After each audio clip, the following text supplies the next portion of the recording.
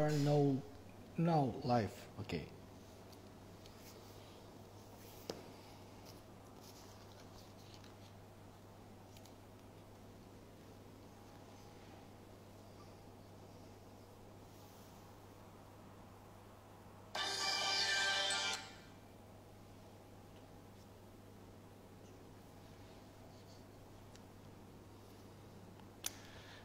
Selamat malam Pak Erik, selamat malam Akang Fadil.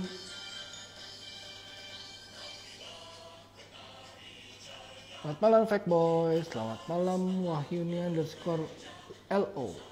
Wix.course 16 Wicaksono Mikael. Oh Pak Heru nih, halo Pak Heru. IQ 11, selamat malam semuanya. Latifah 08, selamat malam. Ibnu Sajidin 095. Cika_3. Marlin Kenari Jaya Kebun Jeruk. Wow. Haris Bud.18. Oke. Bantu share ya. Bantu share buat supaya lebih banyak lagi yang nonton dan supaya bisa lebih banyak viewersnya. Pak Erik malam ini nampaknya aman Pak. Mudah-mudahan Pak, mudah-mudahan aman. Doain ya Pak Erik biar nggak kayak minggu lalu. Biar saya nggak kena bully lagi. Malam Bu Lucia.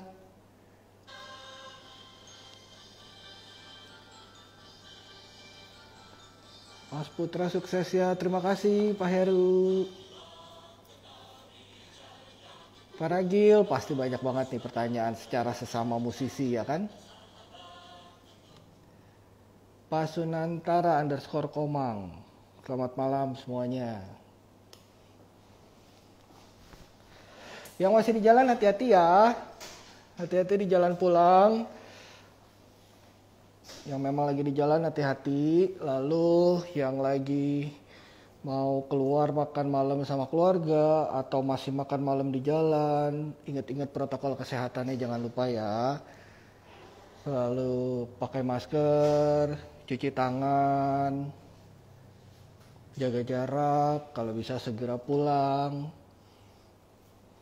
Cimelan, selamat malam.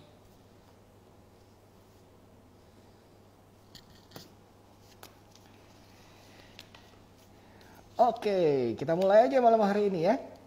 Semoga semuanya sehat. Amin. Assalamualaikum warahmatullahi wabarakatuh. Salam sejahtera bagi kita semua. Om Swastiastu, Namo Buddhaya, salam kebajikan.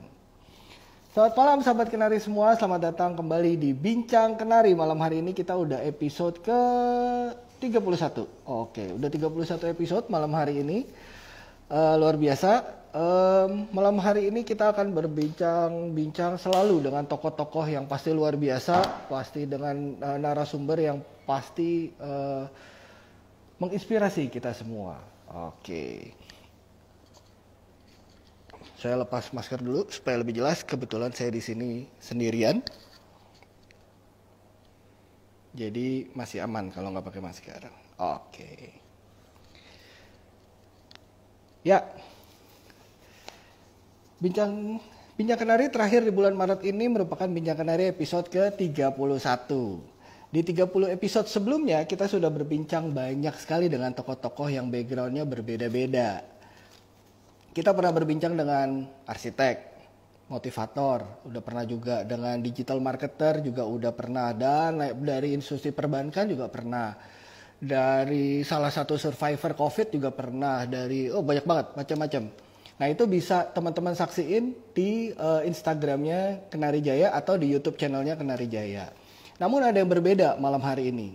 Oke, ada yang berbeda malam hari ini karena ini adalah episode pertama kali kita menghadirkan tokoh seorang musisi terbaik Indonesia. Nah ini yang akan menjadi seru karena ini adalah momen yang momen yang belum pernah kita lakukan. Kita menghadirkan tokoh musisi hebat, musisi luar biasa, asetnya Indonesia pastinya, dan karena kita juga kebetulan masih di bulan Maret nih, masih berhubungan dengan Hari Musik Nasional ya. Nah, Pasti sudah tahu ya musisi yang dimaksud siapa ya. Beliau sudah berkecimpung di dunia musik Indonesia sejak tahun 1985 sebagai seorang drummer. Langsung aja kita sama-sama undang Om Gilang Ramadan untuk berbincang bincang malam hari ini dengan tema pentingnya musik untuk tumbuh kembang anak. Oke, mari kita sama-sama undang beliau. Ini pasti udah banyak yang nggak sabar nih. Oke, disiapin ya semua pertanyaannya. Siapa yang pengen nanya-nanya langsung sama Om Gilang, nanti langsung kita ngobrol sama Om Gilang. Selamat malam Om Gilang. Selamat malam. Apa kabar? Baik. Om Gilang gimana kabarnya? Baik. Ini saya jelas nggak sih? Saya mau nanya dulu. Jelas. Om Gilang jelas banget. Ya? Okay. Jelas banget. Ya. Alhamdulillah. Oke. Om Gilang, kemarin ngobrol sama Bunda Syahna. Sekarang punya kesempatan ngobrol sama suaminya langsung. Aduh, beruntung banget nih saya nih, Om. Amin. Sama-sama, terima kasih. Terima kasih Om Gilang udah nyempetin hadir di Bincang Kenari malam hari ini. Kita akan banyak banget dapat inspirasi pastinya dari Om Gilang, karena Om Gilang ini udah sosok musisi yang luar biasa. Siapa yang nggak pernah tahu Om Gilang? Karirnya Om Gilang tuh udah bener-bener yang luar biasa, banyak sekali. Sedikit saya bacain ya, Om Gilang tuh pernah ada di Andromeda Band tahun 1987. Om Gilang, correct me if I'm wrong ya, Om Gilang ada di Karimata 1986. Bayangin tahun 80-an buat kalian yang baru pada lahir termasuk saya tahun 80-an, Om Gilang tuh udah ngeband. Lalu ada GIF 1985, Nebula 1985, Adegan juga ada 1991, Lera 2002, God Bless 2004, dan sekarang masih di Krakatau, Komodo Project, Koken atau Komunitas Karawitan Indonesia. Benar ya, Om? Betul. Ya, luar biasa. Paling lama sama Krakatau. Paling lama sama Krakatau, karena Krakatau juga sempat konser di 2019 di Bali, benar ya, Om? Betul, pernah. Dan kami sekarang ini juga masih, persahabatan kami juga masih erat. Kami masih baru buat album juga setahun yang lalu. Wih, terus mantap. Kami ya karena mungkin personalnya juga cukup aktif juga berenam. Jadi kadang-kadang memang mencari schedule yang bersamaan kadang-kadang suka agak repot sedikit, tapi pasti. Karena kami masih aktif semuanya, dan kebetulan juga semuanya juga guru musik semuanya. Betul. Aduh, ini luar biasa, susah banget ya gabungin semua schedule-nya karena Om semua sibuk gitu, dan semua musisi-musisi hebat. Cuman kalau udah berkumpul di Krakatau, jangan memakai egonya masing-masing gitu. Oke. Waduh, keren.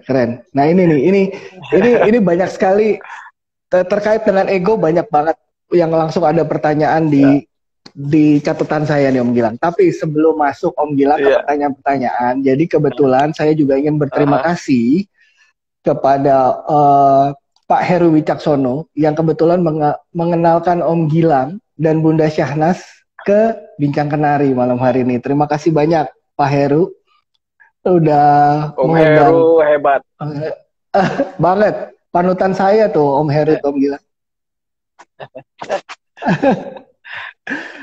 Nah, Om Heru ini memberikan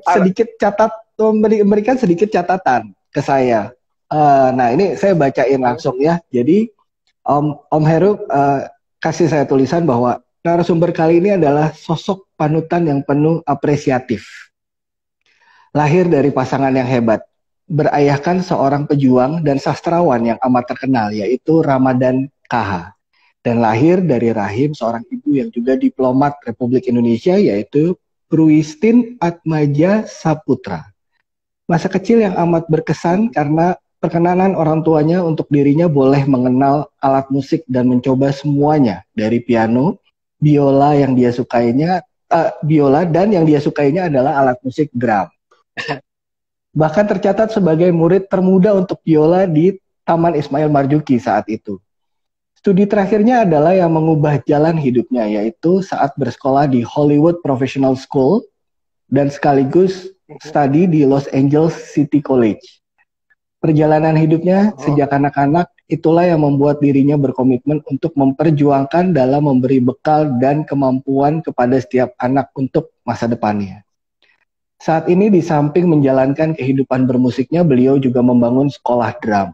Sudah ada 30 cabang di seluruh Indonesia. Siapa yang tidak mengenal seorang pemain drum terkenal dan legenda musik papan atas Indonesia? Dengan kehidupan keluarganya yang sempurna. Beristrikan seorang artis cantik Shahnaz Haq dan dikaruniai 3 putri cantik. Beliau adalah Gilang Ramadan. wow. Itu terlalu hebat gak sih menilainya? Kayaknya kayaknya kayaknya kita terlalu hebat banget nilainya itu kayaknya. Enggak lah Om Ramadan. Enggak lah Om Gilang. Karena sebenarnya Om Heru kan udah lebih deket banget sama Om Gilang. Semua yang diceritain sama Om Heru ini udah pasti benar semua. Gitu. Nah, Kayaknya ya gunungnya terlalu tinggi. Oke. Om Gilang, masuk ke pertanyaan pertama nih Om. Masuk pertanyaan pertama sebelum Ya. ini saya belum memperkenankan teman-teman bertanya, udah banyak aja yang bertanya. Sabar ya teman-teman ya, sabar ya.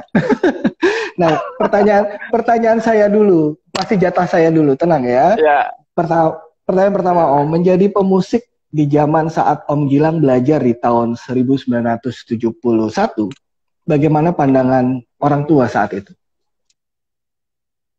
Oke. Jadi orang tua saya seniman sastrawan, yaitu Ramadan KH.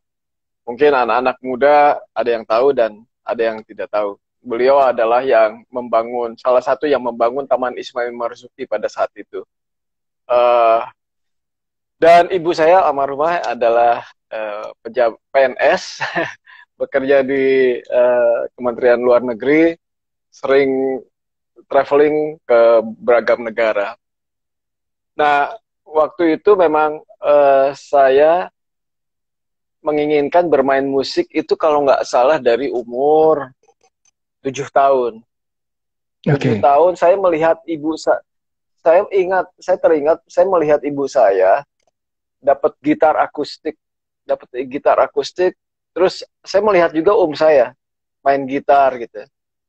Saya melihat mereka bermain musik tuh kayaknya, duh, saya pengen main gitar gitu. Kok mereka nggak ngajak saya untuk main musik ya pada saat itu. Saya ingat banget gitu. Cuma saya nonton, mungkin nganggapnya saya anak kecil ya gitu.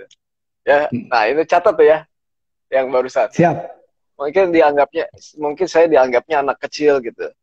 Jadi mereka yang sudah dewasa, ya mungkin waktu itu ibu saya umurnya masih 20-an juga 28 sekitar gitu. Saya main gitar gitu. Cuma saya terhanyut dengan suara gitar pada saat itu. Nah, umur 8 tahun, mungkin ibu saya menginginkan untuk anaknya bermain musik. Tapi saya disuruh mainnya main biola. Main biola, terus diajaknya ke Taman Ismail Marzuki. Saya murid paling kecil pada saat itu. Ya mungkin karena ayah saya yang membangun Taman Ismail Marzuki, jadi mungkin diterima aja anak yang paling kecil pada saat itu. Ya bolehlah anaknya Pak Ramadan. Gitu, karena saya waktu itu saya ingat banget gitu. Pas saya masuk ke sana, yang lainnya udah pada besar-besar anak-anaknya. Saya pikir ya udahlah nggak apa-apa gitu. Sampai saya ingat waktu itu alatnya aja gitu masih yang biolanya yang masih kayak kecil gitu. Violin, terus saya dibeliin biola, terus saya latihan. Saya inget banget gitu, tiap hari sore-sore dianterin sama ayah saya ke sana. Tapi saya pada saat itu tuh anaknya cepat menghafal lagu gitu, ketimbang baca not pada saat itu. Udah gitu, ya udah saya langsung main. Terus saya main biola itu kan sebetulnya alat yang paling sulit ya. Dan kalau kalau ada anak kecil yang nggak bisa main tuh kayaknya nggak enak didengarnya gitu, falas kayak gitu. Tapi saya pada saat itu saya sudah mendapatkan notasi gitu untuk enak. Nah, udah gitu saya orang tua saya, ibu saya mau pindah ke luar negeri, ke Eropa pada saat itu, PNS gitu. Pas kami tinggal di Perancis, saya main organ. Saya main organ, terus kayaknya biolanya udah dilupain. Lupain. Okay. Menurut saya kurang ngeband. Kurang ngeband. Nah, ya. Terus main organ saya. Nah, organ itu kan ada tangan kiri, tangan kanan, kaki juga main bassnya, terus ada volumenya. Pernah punya nggak organ? Nah, kalau dulu tuh organ tuh populer sekali. Organ, Mbak, udah kayak gengsi di rumah kalau punya organ tuh kayak wah ada organ di rumah gitu. Mewah ya Om ya. Era mewah pada saat itu. Wah punya organ gitu. Jadi pada saat itu orang-orang kalau punya piano ya punya piano, tapi pada saat itu wah ada organ gitu. Nah saya main organ, tapi saya nggak belajar piano pada saat itu. Saya belajar organ. Nah di pinggirnya tuh ada drum machine-nya, ada bossa nova, ada cha-cha, ada rock gitu. Ritme-ritmenya tuh ada. Nah ya jadi kalau ditekan tuh ding ding ding ding. Nah terus udah gitu saya udah langsung bisa mainin gitu organ. Main aja. Terus saya les. Terus nggak tahu setiap megang alat tuh saya bisa gitu. Saya megang harmonika terus saya bisa main harmonika. Terus kakak saya, lu bisa segala ya kayaknya. Tapi jangan main gitar ya, dia bilang gitu. Dia bilang gitu. Saya inget banget. Terus udah gitu, lagi di Prancis, saya udah latihan main organ, main segala macam. Terus tiba-tiba di rumah saya ada drum. Ada drum. Nah, drum itu saya pertanyakan sama kakak saya, ini punya siapa nih? Ya punya kita, dia bilang. Ya udah. Terus saya langsung main di drum itu. Kayaknya pada saat itu kayaknya kakak saya minta ke ibu saya untuk dia pengen main drum kayaknya pada saat itu ya. Nah, terus udah gitu, tapi saya langsung bisa. Menurut saya pada saat itu langsung bisa. Saya ingat betul pada saat itu langsung saya putar lagunya James Brown, gitu. Funk gitu ya. Begitu nge-groove langsung saya bisa. Terus kakak saya langsung nyerah lagi. Ya udah deh, lu aja deh yang main drum, dia bilang gitu. Nah, ya biasa adik kakak pada saat itu bikin band gitu, saya sama kakak saya. Kakak saya main gitar pada saat itu. Ya udah, akhirnya saya memang lebih menyukai sama drum gitu, exciting gitu. Nah berarti pada saat itu saya kadang main organ, main drum segala macam. Udah, abis itu berkelanjutan pulang dulu ke Indonesia ngeband. Saya ingat saya profesionalisme saya tuh umur berapa ya? Maksudnya profesional tuh main terus dibayar gitu kan. Ya profesional kan itu. Ya betul. Walaupun biasanya mungkin saya teringat waktu saya masih di Prancis gitu. Kalau lagi main organ, ada tamu ibu saya nih. Dasar mungkin ibu saya tuh pengen mamerin anaknya gitu. Jadi dia bilang, iya. Biasa kalau ibu gitu. Ya kan kayak gitu kan. Terus udah gitu ada yang nanya tamunya, ini yang main organ siapa? Terus ibu saya agak sedikit bangga kayak, anak saya kayak dipanggil. Padahal saya pada saat itu di kamar udah siap, udah kayaknya saya dipanggil nih bentar lagi nih. Jadi udah kayak kalau kamar itu udah kayak backstage panggung. Gitu. Keren. Jadi udah dipanggil, ya udah aku main. Ya main. Aku main. Tepuk tangan. Ya, udah senang tuh. Yang penonton 4 orang tuh tepuk tangan tuh luar biasa. Iya, benar, ya kan? benar. Kalau sudah gitu masih anak-anak, terus ada tamunya lagi berikutnya lagi. Nah, pasti aku dipanggil lagi. Terus saya gitu ya. Lama-lama, Oh, udah aja lama-lama, terus lama-lama aku bilang sama ibu saya, bayar ya. dong tamunya. Oke. Saat itu umur berapa berarti Om bilang? Masih umur 10, 10 tahun ya? Oke. 10 tahun. Oke. 10 tahun, uh, udah gitu kembali ke Indonesia, tingkat cerita, tapi masih ngeband sama kakak saya. Terus Oke. ya main di acara 17 Agustus gitu. Ya kayak Ya. gitu-gitu lah, tapi lumayan lah dapat dapat dapat dibayar 5.000 perak, 10.000 perak, wah senangnya luar biasa gitu. Pada saat itu ya gede Iya, loh, iya, iya. 10.000 Betul, perak. betul, betul. Wih. Iya. Main gitu. Walaupun apa ada yang tepuk tangan sama yang nggak ada tepuk tangan gitu. Buat saya ya menikmati aja gitu. Jadi saya udah Iya. mengalami manggung tuh dari lapangan yang memang gelap, nggak ada penonton, rame penonton tuh saya udah mengalami segala jenis Iya. panggung gitu dari kecil. Pasti. Jadi umur umur ya kira-kira umur 14 lah eh, mendapatkan bayaran yang kayaknya mahal pada saat itu. Jadi umur 14 saya udah profesional. Wow. Luar biasa banget Om. 14 tahun udah profesional dalam artian di sini sudah menerima ada income lah ya dari ngeband ya dari Ya, sesuatu yang kita suka gitu.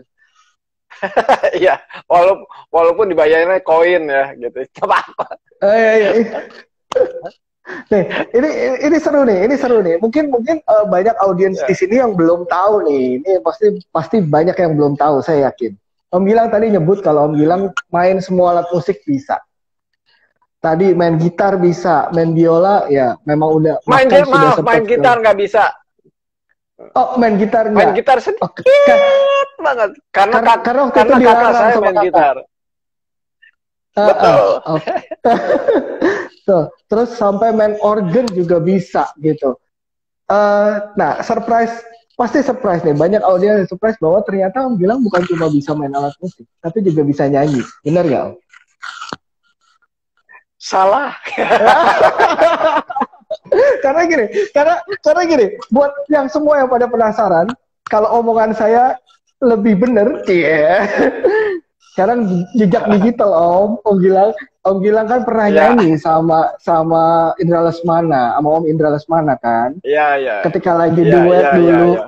itu nyanyi lagu, saya Nah, lupa lagunya, selamat aduh apa tinggal. ya? Selamat tinggal, benar. Selamat Selamat tinggal nyanyi. ya. Terus di Takkan Pernah Kulupakan juga Om Gilang nyanyi. Iya kan? Ya, Nah, betul, betul. jadi terbukti kalau Om Gilang ini bisa semuanya gitu. Nah, jadi buat teman-teman yang penasaran ya, buka aja YouTube-nya, buka di YouTube, cari aja Indra Lesmana dan Gilang Ramadan, cari judul lagunya Takkan Pernah Kulupakan dan Selamat Tinggal. Coba itu cari. Itu pengen denger suara Om Gilang kayak gimana? Nah, di situ ada suaranya. Jadi jadi waktu itu waktu bikin album duet, sebetulnya eh, saya sama Indra tuh mengutarakan pada saat itu, kita belum pernah bikin album duet ya, gitu. Terus Heeh. sudah gitu ya udah bikin aja. Ya kan di studionya di studio sendiri ya udah kita bikin lagu bikin lagunya juga kadang-kadang 10 menit besoknya bikin lagi loh terkumpul lah ya udah Oke. nyanyi nyanyi terus saya ingat waktu itu langsung kami berikan albumnya ke langsung ke BMG pada saat itu terus sudah gitu No. tiba-tiba hit pas begitu hit Iya. bukan senang maksudnya nah lo hit begitu hit kan harus melakukan tour Iya. saya harus nyanyi terus main drum kayaknya nggak merasa comfort gitu pada saat itu terus Oh. apa dari kota ke kota eh, apa mendiskusikan sama Indra gitu kayaknya aneh ya, ini main-main begini biasanya lebih bebas kalau main drum gitu, tapi ini kayaknya harus harus kontrol main drum terus sambil nyanyi itu sulit banget, terus terang sulit. Jadi Iya, iya. saya angkat jempol lah, kayak Phil Collins gitu, dia melakukan dua-duanya gitu. Walaupun dia Iya, pakai dua drum ya akhir-akhirnya, karena sulit sekali pasti, gitu. pasti. Apalagi apalagi pengen melihat penyanyi di depan. Nah, gimana coba? Iya, iya, iya, iya. Iya, Sementara iya, drum betul, betul. drum posisinya di belakang, Iya, ya kan? Tapi benar. penonton pengennya yang nyanyi kelihatan. Akhirnya sampai drum itu ditaruhnya di depan, Di gitu. depan, ya. Cuman kan kayaknya kayaknya agak narsis gitu. Tapi betul sih Om. Apa? Saya pas tahu Om Gilang itu kayaknya saya SMP tuh. Lagu itu kayaknya saya SMP dan di saat itu tuh memang saya juga lagi namanya anak-anak sekolah ya Om nongkrongnya di studio gitu. Akhirnya kita ngeband juga. Dari situ saya mikir ini gimana caranya main drum yang mesti jaga tempo, terus tiba-tiba mesti berimprovisasi juga pada saat nyanyi ya sometimes nyanyi itu kan nggak ngikutin tempo terus gitu. Dia bilang, wah ini Ya, ribet betul. banget ini. Tapi at that time Om Gilang berhasil dan lagunya nge-hits gitu. Itu luar biasa sih. Ya, apa kalau bikin lagu yang melankolis kayak gitu, tentunya saya nggak di drum, saya duduk di piano. Oh, Keahlian saya kalau duduk di piano pasti bikin lagunya ya kayak gitu-gitulah, yang lebay-lebay oh. gitu. Iya, iya. Nah, Hai. ya pada saat itu ya saya pastinya kalau kalau lagi membuat lagu udah terpikir drumnya akan seperti apa, gitu. Mm-mm. Ritmenya seperti apa. Dan waktu itu juga kami sampai buat videonya juga sampai ke Inggris juga gitu, di London segala macam, bikin Iya, videonya iya. album keduanya. Tapi sesudah itu akhirnya saya sama Indra eh, pengen memainkan alat musiknya yang lebih ekspresif gitu. Akhirnya kita udahlah, jangan buat album yang kayak gini lagi sementara ini. Iya. Akhirnya ya udah, kita memainkan musik secara kecanggihan, kami bisa memainkan alat musik tersebut. Jadi Keren. nggak mau nyanyi lagi pada saat itu. Nah, Om Gilang, balik lagi tadi cerita Om Gilang, tadi yang skrip dari Om Heru kan juga bilang Om Gilang, eh, sebentar Om, sorry, ya, oke. Om Gilang kan sempat sekolah ya, keluar ya, gitu ya Om. Nah, itu memang dukungan dari orang tua atau memang keinginan dari Om Gilang sendiri ya saat itu ya? Ya, keinginan saya. Terus udah gitu, Mm-mm. tidak tidak terlalu banyak orang tua yang mengizinkan anaknya untuk bermain musik atau sekolah musik pada saat itu. Full Mm-mm. sekolah musik. Apalagi main drum gitu, terlalu aneh. Iya, iya. Terus cuman secara kebetulan ibu saya pas di tinggal di Amerika, di Los Angeles. Pas Mm-mm. memang umur saya pada saat itu 16 tahun. 16 15 tahun. 15 ya 16 tahun. Maka saya mengutarakan sama ibu saya. Saya bilang saya mau jadi musisi, saya mau main drum. Hmm. Ya silahkan aja, dia bilang. Nah, cuman pada saat itu ibu saya langsung mencari sekolah yang memang uh, cocok lah untuk anaknya. Akhirnya Hmm. ada dua sekolahan gitu pada saat itu, yang satu Hollywood Professional School, yang satunya Los Angeles City College. Yang Los Angeles City College yang lebih banyak memang mendorong saya untuk mempelajari musik jazz dan lain-lain. Nah, dari Oke. situ ibu saya udah melihat saya memang anaknya memang kayaknya mau jadi drummer gitu. Hmm. Uh, jadi pada saat itu banyak sekali yang menanyakan sama ibu saya juga, anaknya sekolah apa? Sekolah drum gitu. Hah? Gitu. Agak Aneh agak juga gitu. aneh. Gitu. Ya. Maksudnya apa gitu sekolah drum? Disangkanya Heeh. ada yang berprasangka, oh bikin tangki drum, tangki minyak. Oh gitu. Bukan drum katanya. Ada, acaranya banyak keluarga yang nggak mengerti kan, sekolah musik, maksud sekolah musik, sekolah drum apa tuh maksudnya kan? Iya, iya, iya. Ya udah. Jadi saya waktu itu cuma anak Indonesia, cuma satu-satunya yang memang sekolah drum pada saat itu. Gitu. Nah, mungkin jawabnya mungkin untuk menyenangkan dirinya ya. Ya kan yang sekolah arsitek banyak, sekolah dokter banyak. Yang sekolah drum belum ada anak Indonesia kan. Mungkin hanya menyenangkan dirinya dia kali. Tapi itu kekuatan seorang ibu tuh ya. Om Gilang ya benar-benar yang biar membuat anaknya juga semakin termotivasi gitu ya. Ya mungkin udah terlihat saya memang ingin fokusnya di dunia musik dan di dunia drum, dan saya membuktikan untuk latihan setiap hari latihan saya 7 jam 7 jam hampir tiap hari bertahun-tahun saya malah. Ya itu biasa lah, memang kewajibannya seperti itu. Kalau orang mendengarkan latihan 7 jam ya emang standarnya seperti itu kalau mau jadi profesional. Oke. Nah itu apa namanya, catatan tuh buat teman-teman yang mungkin menyukai apapun ya bidangnya ya, yang fokus kerja keras sampai tadi Om Gilang bilang benar-benar sampai 7 jam buat latihan main drum sehari 7 jam, itu buat orang lain itu luar biasa, tapi memang itu yang harus dijalani kata Om Gilang, dan itu jadikan itu menjadi suatu di saat kayak kita udah bisa berbicara kayak Om Gilang bilang bahwa itu biasa, berarti memang di situ kalian merasa bahwa udah fokus gitu. Kalau masih bilang aduh capek, masih bilang apa ya, berarti memang belum setotalitas itu teman-teman gitu. Om Gilang kebetulan nih ada kalau silakan, Pak Hendra Syarifuddin, CEO kami dan co-founder kami mengucapkan selamat malam Mas Gilang katanya. Selamat malam. Selamat malam. Terima kasih.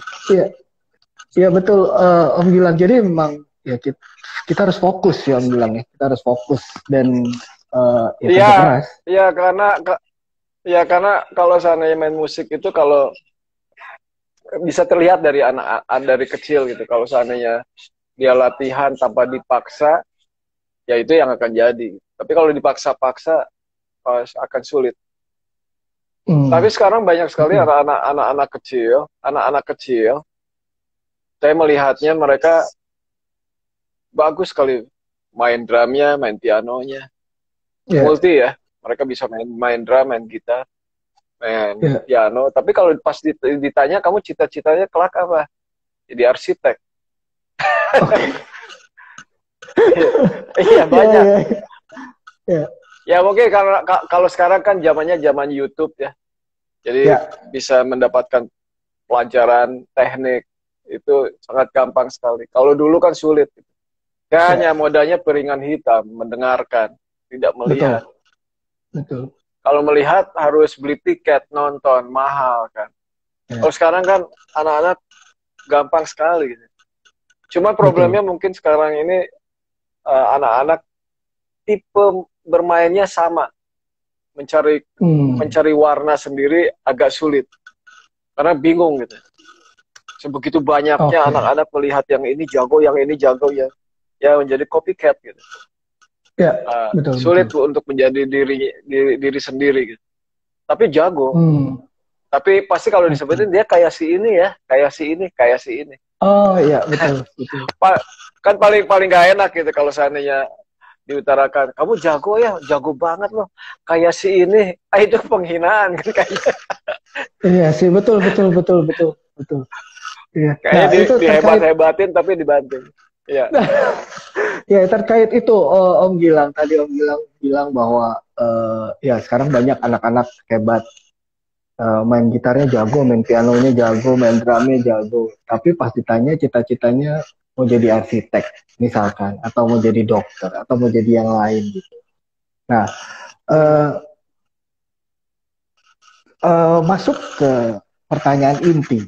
Om bilang bahwa seberapa penting sih musik untuk tumbuh kembang anak? Oke. Nah, ini seru nih. Karena kebetulan sekali, kan kemarin ada pemutaran hari musik kan ya. Kan Ya, kita udah ada di Indonesia hari musik. Apa sih ya, yang disebut atau maknanya hari musik itu apa sih? Menginginkan semua apa hanya menginginkan semua mendengarkan musik atau apa? Atau menginginkan semua bermain musik atau hanya hari musik itu hanya untuk mereka yang profesional main musik kan gitu ya?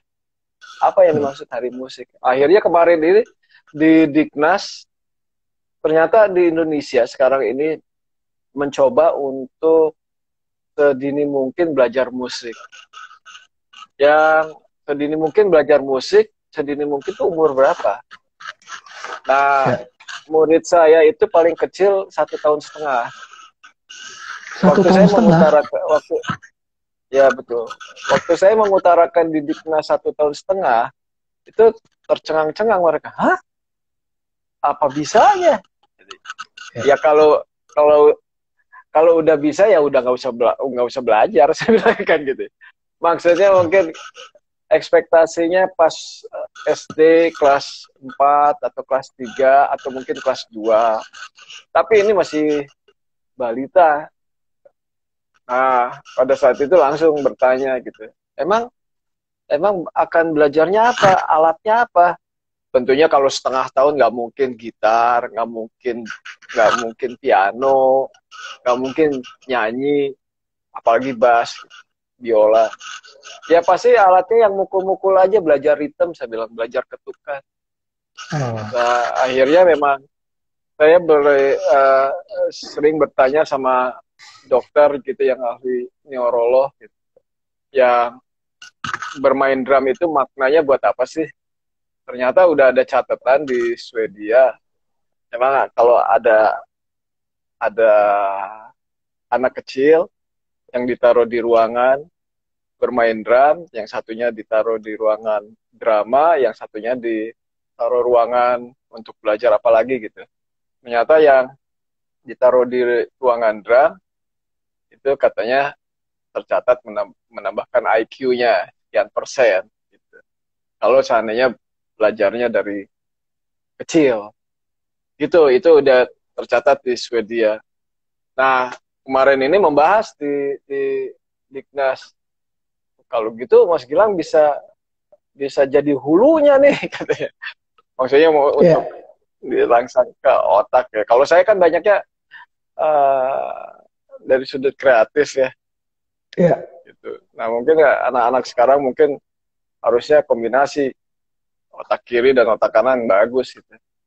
Uh, saya lebih mendorongnya mungkin sedini mungkin supaya anak-anak mungkin nantinya supaya bisa kreatif gitu. Berarti harus bermain musiknya dari balita. Bahkan kalau Wow. nanti ada ibu-ibu yang senang mengandung, ya saya udah mengutarakan, Bu, nanti anaknya belajar musik ya. Bukan mengarahkan anaknya ini menjadi musisi seperti saya, enggak, bukan. Bahkan mungkin nanti saya menginginkan untuk semua orang dalam hidupnya pernah mencicipi belajar musik, pernah. Sehingga mungkin nanti kalau dari orang-orang yang mendengarkan musik nanti, wah akan penontonnya akan canggih sekali gitu. Kalau penonton itu pada bisa main musik semuanya. Kalau di Oh. Amerika Latin kan semua semua orang-orang pada bisa main conga kan, Ya, betul main betul. iya kan, iya kan di Brazil gitu semua karena memang Eh, dari kecil udah pada main conga gitu. eh.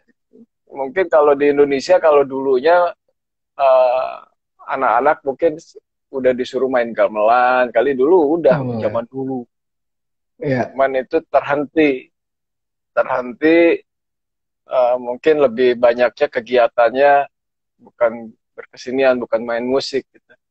Nah, Ya. sekarang ini diinginkan untuk supaya anak-anak memang belajar musik sedini mungkin yang Ya.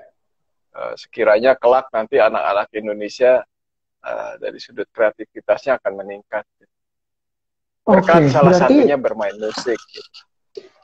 berarti bisa disimpulkan bahwa musik ini menstimulus kreativitas dari otak kita ya berarti ya, Om Gilang. Ya betul, stimulus untuk kreatif ya, menambah kreativitas. Gitu. Karena ada Iya, iya, iya. banyak Wow. sekali Nah, murid-murid saya yang belajar musik udah 3 tahun, 4 tahun, main musiknya tuh nggak ada kemajuannya sama sekali, nggak ada banyak gitu. Tapi orang tuanya mengutarakan sama saya, ternyata ada kemajuannya di hal yang lain berkat oke. main musik. Tapi Wow, main wow. musiknya, Ini tapi main musik, main musiknya biasa-biasa aja gitu. ini unik nih, ini unik banget, Om Gilang. Ini kasus yang unik sih. Dia main Nah, musiknya ya nggak ada perkembangan, tapi tiba-tiba justru dia terlihat berprestasi atau ada perkembangan di bidang yang lain, dan kebetulan orang tuanya pun sadar bahwa ini salah satu peran musik gitu. Ini keren nih, Om Gilang. Tapi izin ya, dulu sebentar ya, Om ya. Sebelum kita ya. melanjutkan, Om Gilang, ini saya ngelihat agak pecah-pecah gambarnya sedikit. Undang saya. Nanti ganti koneksi dikit kali ya Om ya. Jadi Om Gilang, Ya, pokoknya Kak. kita close dulu dan kita undang lagi. Ya, Siap. Nah, buat teman-teman sambil nungguin Om Gilang ganti koneksi sebentar, kita mau ngasih tahu bahwa Kenari Jaya di bulan April ini kita ada namanya promo April Awesome. Nah, ini dia. Banyak sekali produk-produk yang akan didiskon. Rata-rata diskonnya di 40%, bahkan ada yang lebih juga. Nah, buat tahu informasi lebih detailnya, silahkan kunjungi websitenya kenarijaya.com atau jualhandlepintu.com, atau bisa menghubungi customer service kita di nomor ini. Nah, ada di nomor ini. Jadi buat teman-teman semua yang ingin melihat produk-produk dari Kenarijaya, bisa langsung kunjungi Instagram kita, juga website kita tentunya. Nah, kita juga ada sudah ada di Android, silahkan bisa di download mobile application kita di Android ya, buat ngelihat semua katalog produk-produk kita. Jadi seperti digital door lock ini, dan digital door lock kita punya banyak sekali variannya, punya banyak sekali variasi harganya.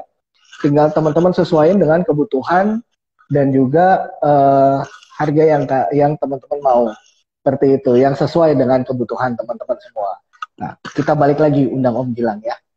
Set, Om Gilang ya. Invite. Nah, seru nih, perbincangannya makin seru karena ada beberapa kasus yang ternyata unik ya yang Om Gilang rasakan. Ya, halo Om Gilang. hai, gimana sekarang? Masih agak sama sih Om Gilang. Hai, oke. It's okay Om, it's okay. Kita tetap jalan aja, tapi suaranya cukup clear kok, suaranya cukup jelas kok. Gitu. Siap. Nah, saya agak penasaran tadi Om, cerita Om Gilang nih pengalamannya unik banget ya. Jadi ada seorang anak belajar main musik, tapi main musiknya justru tidak ada kemajuan, tapi ternyata di bidang lain justru dia malah terjadi peningkatan di sana. Lalu Ya, beruntung ya orang tuanya sadar bahwa kontribusi musik lah yang membuat si anak ini akhirnya berprestasi di bidang yang lain gitu. ya. Berarti itu muridnya Om Gilang sendiri ya? Ya, ada murid-murid saya. Terus kan sekarang ini memang di beragam kota ada GRSB, ada Gilang Ramadan Studio Band yang kebetulan memang lebih banyaknya murid-muridnya itu anak-anak kecil. Jadi waktu saya membuat GRSB, saya membuat kurikulumnya ternyata terlalu tinggi. saya mencarinya anak-anak yang akan menjadi profesional seperti saya. Itu nggak terlalu banyak. Gitu. Tapi sekarang semakin banyak gitu karena saya mendidiknya dari anak-anak kecil. Nah, begitu saya membuka tempat pendidikan tersebut, GRSB, tiba-tiba malah jauh lebih banyak anak-anak kecil yang masuk ke GRSB. Anak-anak kecil tuh 10 tahun ke bawah, 5 tahun ke bawah. Ternyata pada saat itu juga saya kewalahan juga mencari instruktur ya untuk mempunyai pedagoginya cocok gitu untuk anak-anak ya. Karena tidak membutuhkan pembelajaran yang tekniknya terlalu tinggi. Karena yang dibutuhkan ada yang bermain musik yang stimulus supaya anak-anak ini akan menambahkan dari sudut kreatifnya. Nah, banyak yang orang tuanya yang berbicara sama saya udah 3 tahun belajar di GRSB, terus mereka mengutarakan, Mas Gilang, anak saya jangan dikeluarin ya, walaupun main musiknya gini-gini aja katanya. Tapi lihat ya, berkat main musik anak saya jadi sifatnya berbeda, katanya ada lebih berani katanya. Karena saya suka ajak di panggung kan, tiap tahun ada acara di panggung. Terus ada juga dia jadi suka menulis katanya. Jadi ada hal-hal yang positifnya cukup banyak gitu dari berkat bermain musik ini. Gitu. Nah ini juga ternyata yang saya baca-baca nih Om gitu, ternyata yang diajarkan oleh GRSD ini di Gilang Ramadan Studio ini tidak melulu hanya soal musik ya Om, tapi pembentukan karakter ya, benar ya Om? Ya betul. Jadi kalau anak-anak terutama kalau mereka kan satu kelas itu ada yang ber-8, ber-5, ber-6. Nah, sehingga anak-anak ini belajar empati. Kadang-kadang suka main musik tuh paling bagus nyontek. Terbalik ya. Kalau bisa nyontek. Jadi dia melihat temannya kok dia lebih mahir gitu. Kadang-kadang temannya memberikan caranya gimana untuk supaya bisa rekannya main juga. Terus udah gitu setiap berapa bulan biasanya suka ada konser di panggung, gathering, main sama-sama. Terus kalau main band itu kan mereka kan kalau main band itu harus mendengarkan masing-masing gitu. Mendengarkan kalau mau main drum harus mendengarkan pemain gitar, harus mendengarkan pemain piano. Jangan ego gitu, hanya mendengarkan dirinya dia bermain. Kan kalau main band harus saling mendengarkan. Berarti betul. Kan ada pelajaran kalau seandainya ada orang yang lagi bicara ya harus mendengarkan juga gitu. Jadi konsep band itu kan seperti itu. saling mendengarkan, appreciate. Itu main band. Keren. Jadi anak-anak bukan ngeband tuh buat jering aja. Harus tahu dia mainnya kerasnya seberapa. Kalau lagi ada yang nyanyi, jangan mainnya terlalu keras. Kan harus belajar nahan diri kan. Betul. Jadi bukan hanya bisa baca not atau ada hal-hal yang lain gitu. Yang maknanya dalam kehidupan bisa diaplikasikan.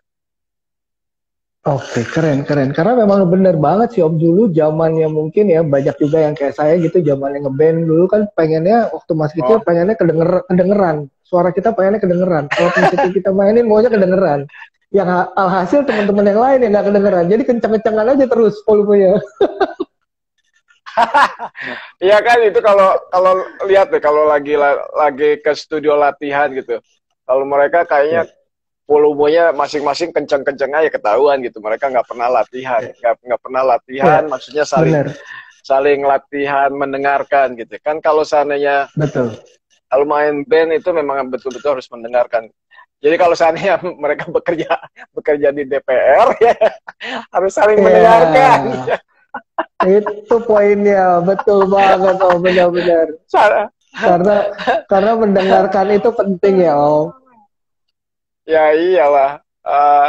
Kan Betul. satu tujuan walaupun lain, tapi kita satu tujuan Benar, benar, benar, benar. gitu. Oh, luar biasa ya. Tapi Nah, benar ya, akhirnya juga dari bermusik itu berarti banyak banget manfaatnya. Akhirnya itu bisa menstimulus otak seorang anak untuk bisa berkreativitas. Tadi juga akhirnya hmm, dia bisa saling menghargai. Dia juga akhirnya bisa hmm, lebih mengontrol emosional dirinya dia gitu. Dan akhirnya dia juga hmm. berani untuk tadi kayak tadi ada anak yang Om bilang bawa ke panggung segala macam. Akhirnya dia jadi lebih percaya diri juga. Jadi memang bermusik bukan cuma sekedar apa yang mereka mainkan, tapi juga apa yang mereka lakukan dan apa yang mereka dengar untuk sekitar ya Om. Iya. Banyak yang bertanya gitu pada saya, Mas Gilang, kalau seandainya umur 1 tahun setengah, memberikan pelajarannya seperti apa? Terus berapa lama di kelasnya? Ya saya memberikan kelasnya 1 jam, saya bilang. Lama apa 1 jam? Enggak, Ah, dalam 1 jam itu saya sebetulnya hanya nyarinya 5 menit. Saya bilang. Kan kalau Oke. kalau anaknya turun dari mobil kan masih ngantuk gitu kan. Jadi Iya. begitu masuk ke ruangan, ya nyari nyari momennya hanya 5 menit gitu untuk supaya bisa konsentrasi. Ya, Wow. tapi 5 menit kalau seandainya latihan 5 menit tiap hari kan itu bagus banget untuk anak-anak kecil yang umurnya 1 tahun setengah atau 2 tahun. Bisa Saya yakin terlihat dalam Mbak. 3 bulan. Iya, iya, iya, betul, betul. Saya yakin nggak banyak instruktur atau yang mengajarkan musik dengan metode-metode kayak Om Gilang gini sih gitu. Ya semata-mata karena ya udah belajar musik yang belajar baca not, belajar partitur, belajar ketukan, belajar mesti on tempo segala macam kayak gitu. Ya sekedar itu, tapi banyak hal-hal yang tadi Om Gilang jelaskan dan itu sangat berimpact kepada sosialisasi dan pribadinya si anak itu yang mungkin tidak tersentuh gitu dan Om Gilang memperhatikan itu. Ini luar biasa sekali, benar Ya, banget Om. Karena memang saya banyak banget sih. Ya Om, hmm, lanjut Om. saya ada saya ada tagline-nya saya itu olah rasa, olahraga, olah jiwa. Olah rasa, olahraga, Mantap. olah jiwa.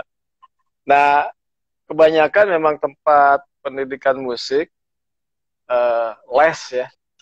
Itu Ya, mereka nggak nggak menerima anak-anak yang umur umur 5 tahun ke bawah, ya, 6 atau enggak 8 tahun ke bawah.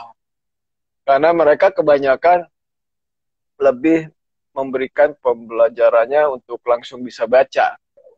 mm, Wah, tunggu ya, saya bilang, ini salah kayak metodenya. Apa, belajar main musik itu bukan baca, tapi harus bisa baca. Tapi oke. bukan baca itu adalah nomor satu.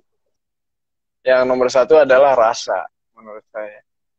Karena di panggung juga saya nggak pernah ditanya Gilang Ramadan bisa baca atau enggak sih, kan nggak pernah. Kok Iya, betul betul penonton betul. merasakan enak atau tidak kan gitu aja kan. Ya, Nah, kalau kalau mendidik untuk rasa, saya rasa ya dari kecil juga gitu. Kan pertama harus bisa uh, mukul-mukul, belajar ritme dulu. Kalau seandainya anak ini umur 1 tahun setengah bisa ngetuk-ngetuk, ngetuk-ngetuk ritme konsisten selama 10 detik, wah itu ya, ajaib. 10 detik ya, umur ya, umur 1 tahun setengah. 10 detik tuh lama loh. Tek, tek, tek, ya, tek, konsisten. Gimana nantinya kalau umur 3 tahun atau 4 tahun gitu. ya, Ternyata terbukti begitu dia umur 4 tahun, wah udah langsung bisa main musik. Terus udah gitu umur 7 tahun diberikan pembelajaran baca not gampang sekali. Karena dia ya, sudah mendapatkan pelajaran untuk konsisten tempo dan mendengarkan musik, sehingga baca itu adalah hanya untuk guidance untuk dia nggak hilang jejak aja di mana dia harus sedang bermain musiknya gitu. Kadang-kadang kalau tempat pendidikan yang lain mungkin kebanyakan langsung suruh bisa baca gitu ya. Iya, iya, Banyak pasti, pasti. anak-anak kecil, anak-anak kecil kabur gitu.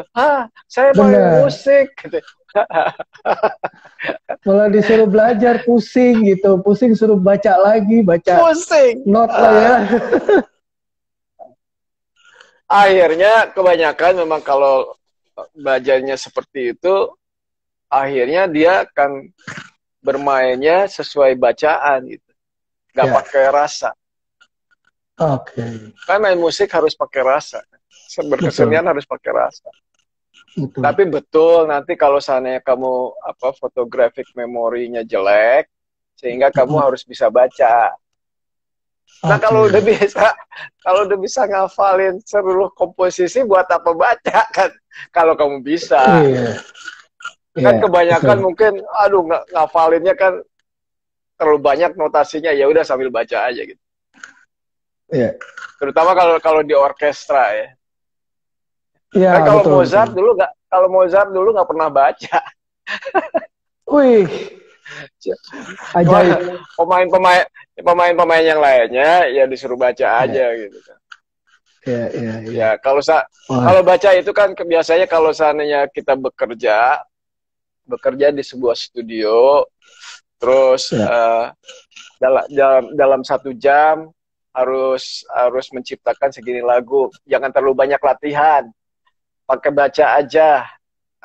Jadi lebih efektif oh, kan. Cuman iya, kalau betul, kalau nggak betul. pakai baca kan, kalau nggak pakai baca kan ngafalin lama Betul, betul, betul. gitu. Jadi Nah, harus bisa ini dua-duanya. harus bisa dua-duanya, benar-benar Om. Ini ada pertanyaan Om dari Tri.Natalis. Apakah ada cara untuk Ya, melatih anak bernyanyi secara grup dan solo itu berbeda? Apakah ada cara untuk melatih anak bernyanyi secara grup dan solo itu berbeda penanganannya? ya tentunya ya penanganannya berbeda gitu. Kalau solo,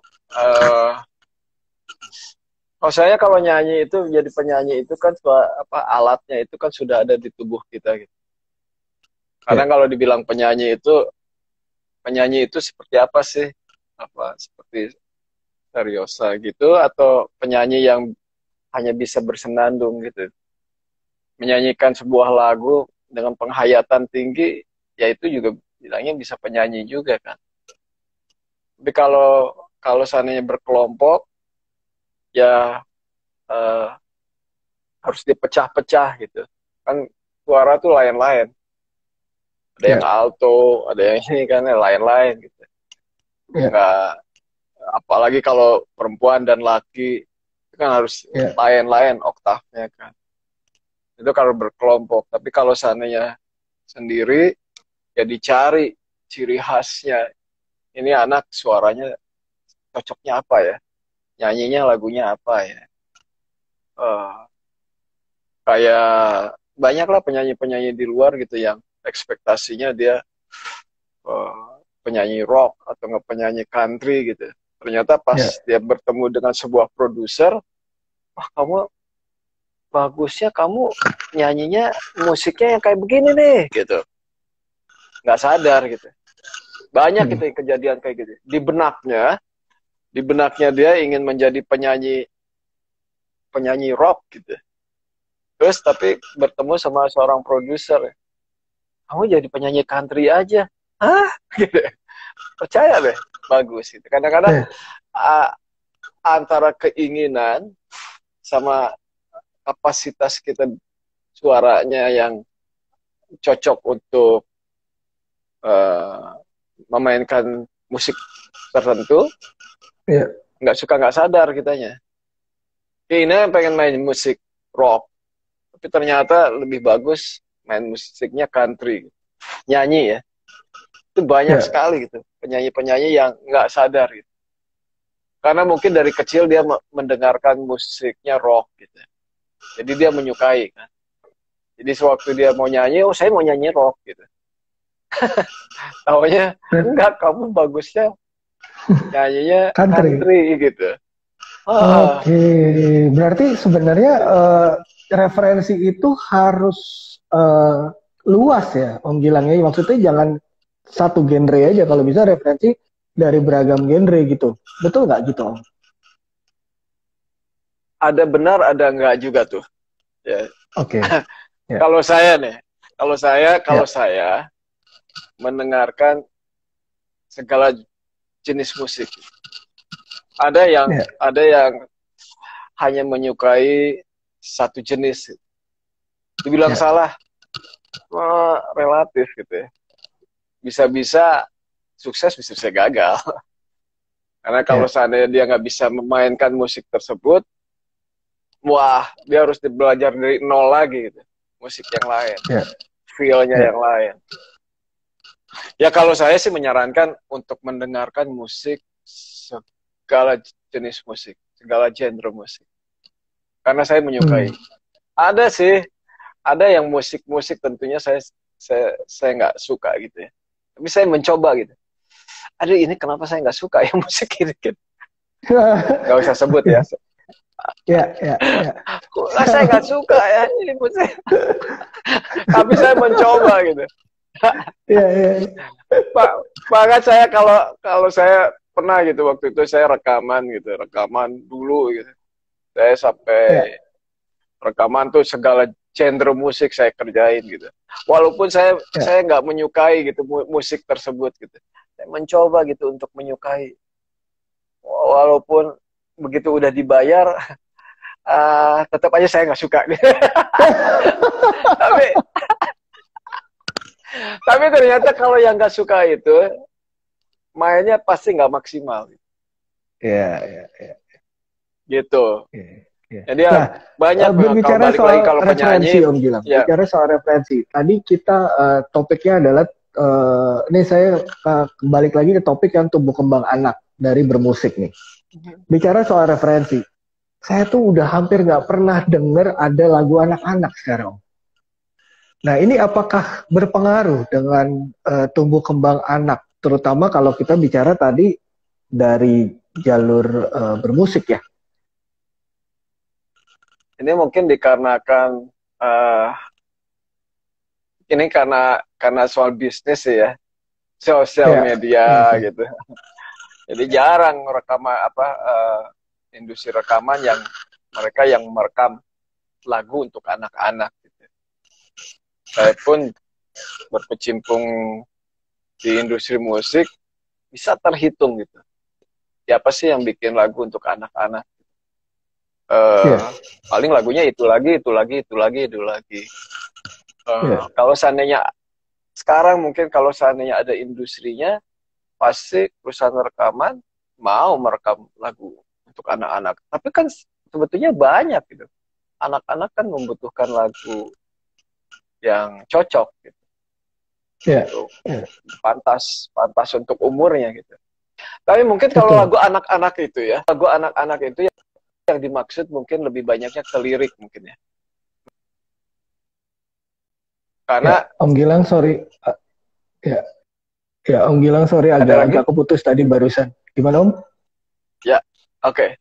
Mungkin kalau untuk lagu anak, yang dimaksud adalah lebih ke yang pantas untuk anak-anak ya.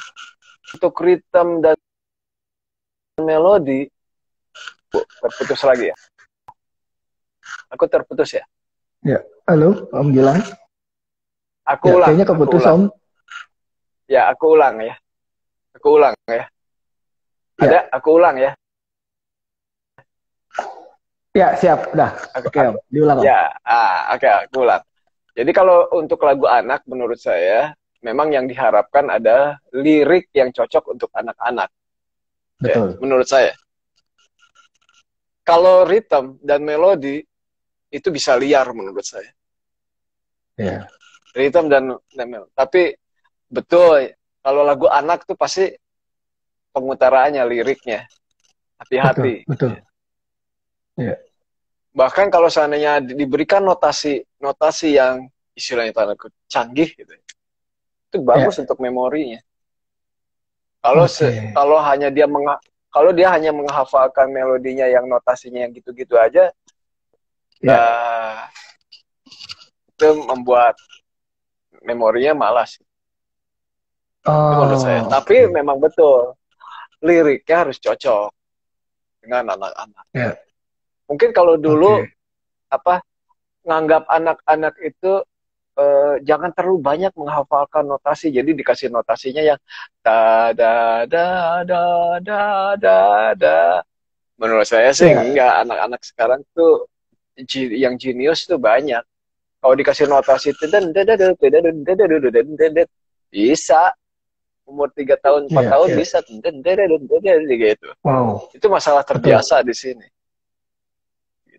Karena saya melihat kok Oke. anak-anak kecil kok dia bisa menghafalkan notasi kayak begitu ya. Oh, ternyata itu kebiasaan. Kebiasaan dari kecil. Tapi yang dimaksud lagu anak saya mengerti. Ah, itu lirik. Ya, ya kan. Ya, Hati-hati. Banyak banyak hati-hati. sekarang lagu yang alay kan ya, percintaan ya kamu gitu. Anak-anak Oke. kecil nyanyinya Ya, dengan lirik-lirik betul, yang tidak betul. pantas gitu. Betul. Gitu. Gitu. Menurut Om Gilang Bahkan jadinya sendiri, iya. menurut Om Gilang sendiri, referensi musik untuk anak-anak yang tepat tuh mendengarkan musik seperti apa sih, Om Gilang? Ya, saya rasa dengarkan musik tradisional. Tradisional tuh macam-macam ya. Kalau saya sebut tradisional tuh ya klasik juga tradisional kan ya. Ya, Tradisionalnya barat istilahnya. betul. Kalau tradisionalnya Amerika apa jazz semuanya kan gitu ya. Ya dengerin aja Oke. musik-musik tradisional. Eh, nggak ada salahnya. Kalau Ya, memang bahayanya sekali lagi untuk orang tuanya menjaga anak-anaknya paling liriknya ya. Karena maaf ya, saya waktu itu betul. ada saya saya ada kompetisi nih kompetisi drum. Kompetisi drum itu memainkan musiknya sulit banget. Tapi anak-anak Ya. kecil suka gitu. Sulit sekali main. Tapi anak-anak kecil itu bisa memainkannya. Tapi di lagunya ada lirik yang sangat tidak pantas sekali untuk didengarkan Ah, gitu. aduh. Wah, Ya. waduh. Sampai pas bagian itu di mute liriknya. Oke. Ya gitu. Ya karena pada saat itu anak-anak nih hebat ya. Anak-anak bisa bisa memainkan musik ini gitu. Cuma saya bilang, hati-hati itu ada perkataan yang saya bilang, oh iya ya. Ya. Iya saya bilang. Dan terus diputar-putar terus diputar Aduh, ya. sampai ya ya akhirnya saya bilang terbukti kan sebetulnya kalau dengan ritme Ya, atau melodi nggak masalah, yang paling paling bahaya itu ya, soal lirik gitu. ya.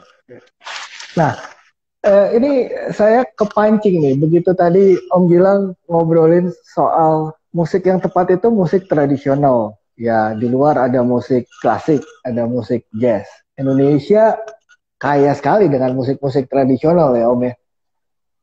Mhm. Sampai mungkin, Ya, mungkin masih banyak juga dari viewers kita nih nggak tahu nih. Mungkin masih banyak yang belum tahu karena silakan search di Wikipedia juga belum belum keluar penjelasannya. Jadi harus search langsung ke YouTube-nya Om Gilang Ramadan. Ternyata seorang Gilang Ramadan lah satu-satunya musisi yang berhasil meriset dan merangkum 34 pola ritme perkusi khas Nusantara yang kemudian disebut dengan nama ritme sawah. Ini edan sih Om, ini luar biasa. Ritme sawah ini, aduh, saya sampai penasaran Om. Saya tuh kebetulan saya ini ponakannya Budi Aceh Om. Nah ya, jadi ya.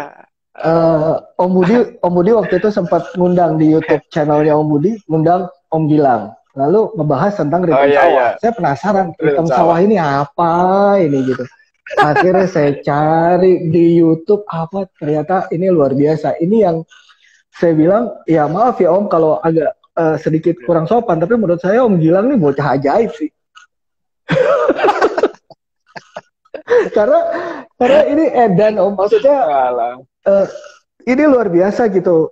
Merangkum 34 pola ketukan dari berbagai macam budaya Indonesia, dari yang tidak Sumatera Barat tiba-tiba masuk menjadi ke Sumatera Utara, terus ke mana-mana ketukannya, sampai saya berhasil nemuin tuh solo drumnya Om Gilang di Sanur Village Festival 2019 kalau nggak salah. Itu Om Gilang sempat Ya, solo ya, drum di lagu ya. Krakatau yang La Samba Primadona kalau nggak salah. Aha. Itu Om Gilang mainin ritme sawah itu juga. Saya, aduh ternyata ini yang dimaksud dengan ritme sawah. Om ceritain Om, gimana bisa tiba-tiba kepikiran bikin ritme sawah itu? Karena menurut saya, tadi saya bilang ya, bicara tentang Ya, eh, anak-anak dan musik. Tadi akhirnya kita mengerti bahwa musik memang menstimulus kreativitas seorang anak ya, sampai akhirnya ya, bisa berkarya dan bisa berkreativitas. Nggak cuma kreativitas, bahkan bersosialisasi, bahkan lebih percaya diri, akhirnya jadi berprestasi. Nah, yang saya lihat yang paling ya, menjadi bukti nyata ada di depan saya saat ini, yaitu Om Gilang sendiri yang bisa berhasil menciptakan kreativitas, menggabungkan dari segitu banyak budaya di Indonesia, beat drum segitu banyak, percussion di Indonesia, beat-beatnya macam-macam bisa dijadiin satu yang dinamakan Ritme Sawah.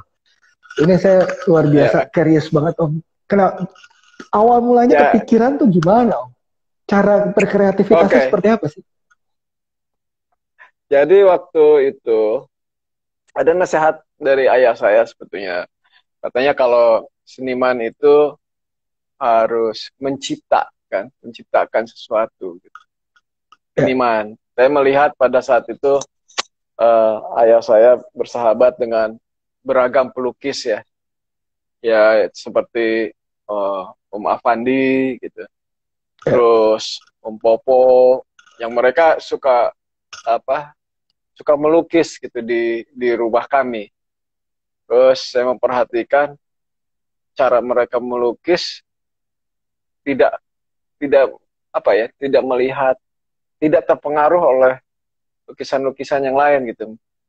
Walaupun mungkin dalam arti kata ya tentunya mereka mungkin pada saat itu melihat pelukis-pelukis yang terkenal juga gitu.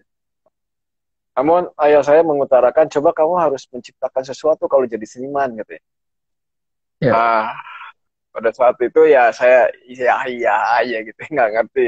Orang saya sukanya musik rock, musik jazz, kan apa sih? ya, Tuh.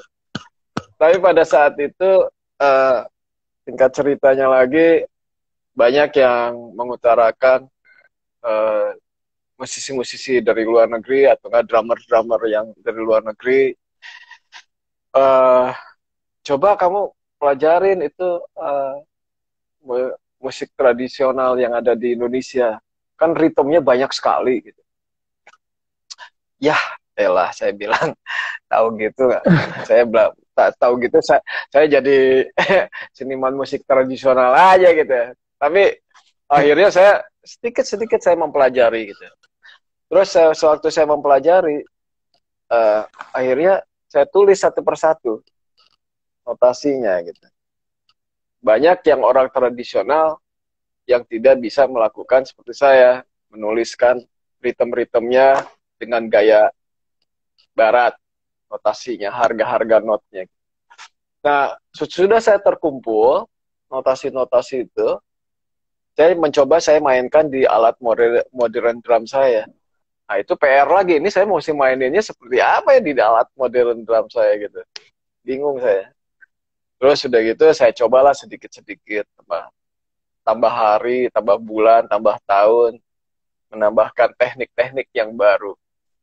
Terus pas saya uh, keluar negeri, ada sebuah acara, ada yang menanyakan, ini nama ritmenya apa? Karena saya menjelaskan ini ritmenya dari Aceh, yang ini dari Bali, yang ini dari Irian gitu. Ya untuk menyombongkan diri Indonesia itu besar sekali kan gitu ya. ya, So, ya, ya, ya udah gitu. Udah gitu ya namanya ritmenya apa? Aku bingung gitu. Ya ritme Indonesia. Akhirnya saya mencari-cari gitu. Apa ya namanya ya? Nah, saya kan dapat pembelajaran dari Amerika Latin gitu. Kalau dibilang Latin rhythm kan banyak gitu. Kalau Latin rhythm apa? Ya ada bossa nova, ada cha-cha, ada merengue. Oke. Itu kan dari Iya. beragam regional kan. Ada yang dari Brazil, ada yang dari Kuba, ada yang dari Puerto Rico, ada yang dari Meksiko, ada yang dari mana-mana kan. Itu sekelompok ritme Latin semuanya. Dinamakannya Latin rhythm. Nah, Indonesia ini kan beragam daerah. Gitu. Namanya memang lain-lain gitu. Si ritme-ritmenya tuh banyak banget gitu. Ada salonde dari Palu, ada ini segala macam kan gitu. Akhirnya gelondongan besarnya apa ya namanya? Saya pikir di seluruh provinsi kan banyakkan sawah gitu ya. Sawah ya gitu. Iya gitu kan, sawah. Kalau gitu ritme sawah aja deh. Gitu ya. Ritme sawah udah gitu. Yang lucunya lagi orang Indonesia kan kalau belum makan nasi kan belum makan ya. Walaupun walaupun udah makan pizza atau burger tetap aja harus makannya nasi gitu ya. Jadi akhirnya saya namakan kelompoknya, ke seluruh kelompok ritme ini saya namakan ritme sawah gitu. Karena identik sawah itu, perkataan sawah itu identik Indonesia. Bukan rice field ya. Bukan rice field. Kalau diterjemahkan rice field kan. Tapi enggak, saya enggak menerjemahkan, it's ritme sawah gitu. Sawah. Keren. Jadi identik Indonesia soalnya perkataan sawah. Jadi orang-orang saya mencetuskannya the whole rhythm, keseluruhan rhythm ini namanya it's sawah rhythm. Sawah rhythm. Keren. Aduh, Om Gilang ini keren banget. Makanya, saya kembali lagi buat terima kasih buat Pak Heru yang udah mengenalkan Kenari Jaya dengan Om Gilang, dan akhirnya Om Gilang bersedia untuk hadir malam hari ini di Bincang Kenari. Juga kemarin ada Bunda Syahnas gitu yang bersedia juga buat ngobrol-ngobrol dan berbagi ilmunya tentang keluarga. Kali ini Om Gilang hadir dengan berbagi pengalaman berbicara dari angle musik untuk tumbuh kembang anak dan pastinya juga keluarga. Om Gilang, pertanyaan saya terakhir, Om. Ya. Arti keluarga buat Om Gilang seperti apa? Energi saya. Energi. Wow. Keren banget. Energi saya. Energi. Benar banget, Om. Wow, Om Gilang ini luar biasa sekali. Banyak banget inspirasi yang Om Gilang bagi sama kita semua. Banyak sekali ilmu pengetahuan buat kita semua, khususnya buat semua sahabat Kenari, viewers kita malam hari ini yang mungkin sudah memiliki anak. Akhirnya banyak banget nih kita dapat ilmu dari Om Gilang. Jadi suggest dari kami di sini adalah mulai perkenalkan musik ke anak-anak semenjak dini, sedini mungkin kenalkan musik ke anak-anak kita, ke adik-adik kita, ke ponakan-ponakan kita semuanya, kenalkan musik sedini mungkin karena banyak manfaat musik untuk tumbuh kembang anak ternyata. Bukan cuma sekedar bermain musik, bukan cuma sekedar musiknya, tapi juga menstimulus kreativitas otak kita, kreativitas anak, lalu juga tadi ada rasa percaya diri anak gitu, lalu juga ada rasa sosialisasi anak. Akhirnya mereka lebih mau mendengarkan, karena dalam sebuah grup ketika bermusik yang paling penting itu adalah mau mendengarkan. Itu catatan-catatan dari Om Gilang tuh, bukan dari saya cuma diizinin buat nyatet doang. Om Gilang, terima kasih banyak waktunya Om Gilang. Salam buat Bunda Syahnas. Aku yang terima kasih. Terima kasih banyak. Adik-adik. Terima kasih banyak. Om Gilang, sampai ketemu lagi Om Gilang di lain kesempatan. Salam buat keluarga, salam buat omnya. Siap. Ya, Om Gilang. Terima kasih banyak Om Oke, Gilang. makasih Sampai banyak. ketemu lagi. Sampai Salam ketemu buat lagi. semuanya. Siap Om Thank you, Gilang. Om Heru. Oke. Bye. ID Thank Indonesian you. Dramas. Bye. Bye. Ya, buat teman-teman semua, sahabat Kenari, terima kasih banyak sudah menyaksikan Bincang Kenari di setiap Jumat malam. Terima kasih banyak sudah menonton sampai dengan akhir acara hari ini. Banyak inspirasi, banyak edukasi buat kita semua malam hari ini. Eh, Kemarin kita bicara tentang keluarga, sosok seorang perempuan. Sekarang kita melihat dari angle musik. Ini adalah mungkin topik-topik yang jarang sekali dibicarakan. Tapi kita coba untuk angkat ini karena buat kita keluarga itu sangat penting. Karena kunci aman, keluarga nyaman. Ingat kunci, ingat Kenari Jaya. Sampai ketemu lagi di Bincang Kenari berikutnya. Mohon maaf jika ada salah-salah kata. Terima kasih. Sampai jumpa.